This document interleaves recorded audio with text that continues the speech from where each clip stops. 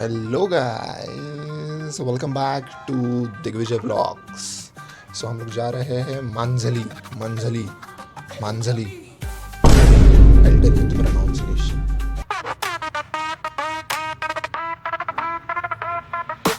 कुठं निघालो आपण? काय कोणालाच माहित नाही कुठे चाललंय पप्पाला. इकडे चाललोय ना गंगापूर रोडला. लय चुकीचा प्रश्न आहे. आता सर्चिंग करायचं आहे आपल्याला.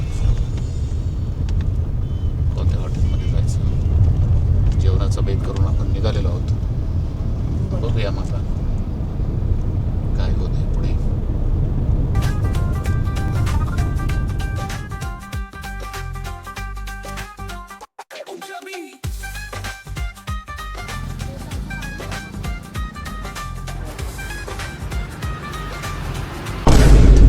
हॅलो गाईज, आपण कुठे आलो आहे?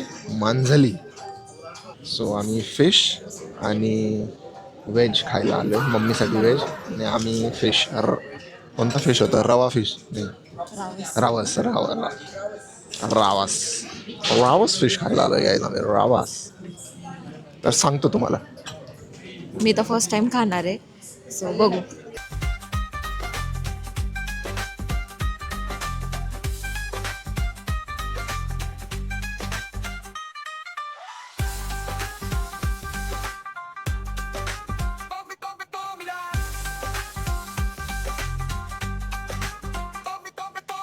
तर लोक येणार नाही दुसऱ्या दिवशी.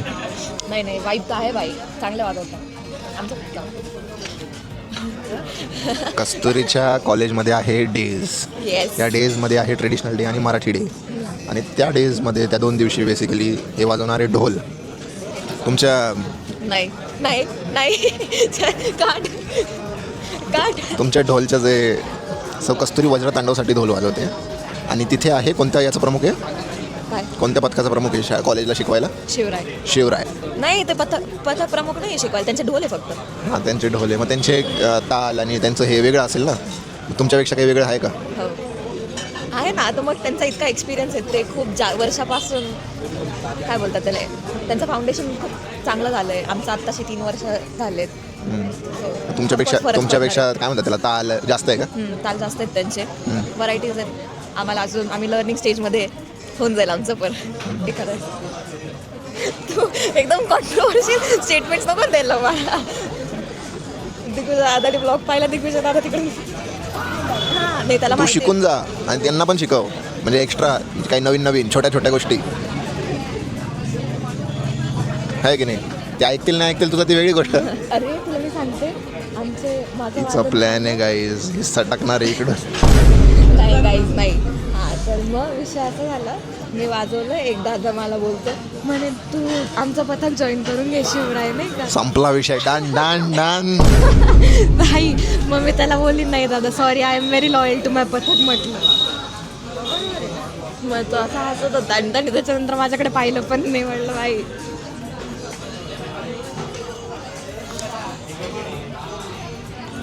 आतून तर इच्छा आहे, जाऊ की नको आहे चान्स आता स्विच करायला.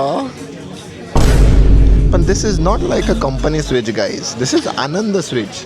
कस्तुरीचा आनंद हे हा तुझ्या जुन्या पथकातच आहे. एक्झॅक्टली. कस्तुरीचा एक पेपर राहिला आहे गाईज, EMMचा. आणि मम्मीने घरी सांगितलं नाही. मम्मीला सांगितलं की ऑल क्लिअर आहे. काही नको सांगू तू.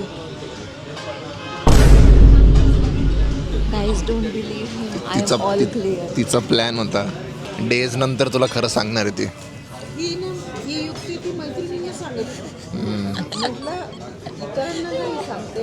मग आपल्यावरती ऑलरेडी अप्लाइड झाली असं. तिला तिथे लिस्ट पाहताना माझा चेहरा दिसला असेल. बरोबर ना.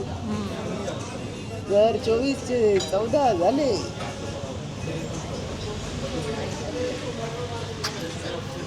काठावर पास असली नसली काय माहिती गाईज, समजेल तुम्हाला आता.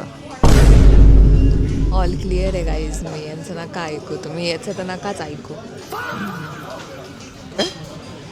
ही आत्ता बोलत होती, म्हणजे हिचं ऑल क्लिअर आहे ना, तिच्या मैत्रिणींचं चिडवत होती बरं का. मी तुम्हाला नावं सांगतो, लिहून घ्यासाठी.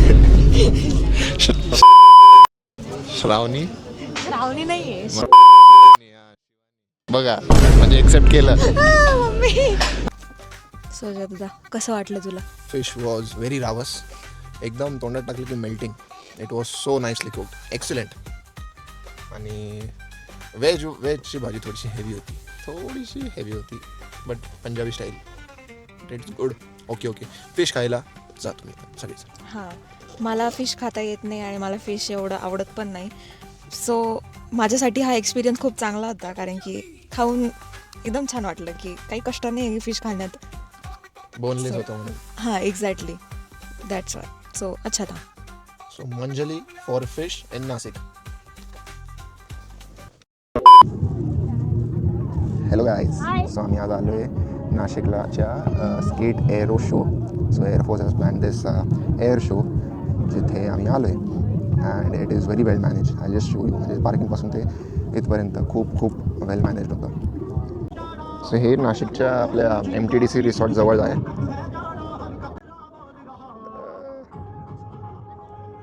इकडे MTDC रिसॉर्ट आहे आणि इथे अशा खूप साऱ्या सिटिंग्स आहेत त्या साईडला पण आहेत. आणि will have our show here up. जय जय जय.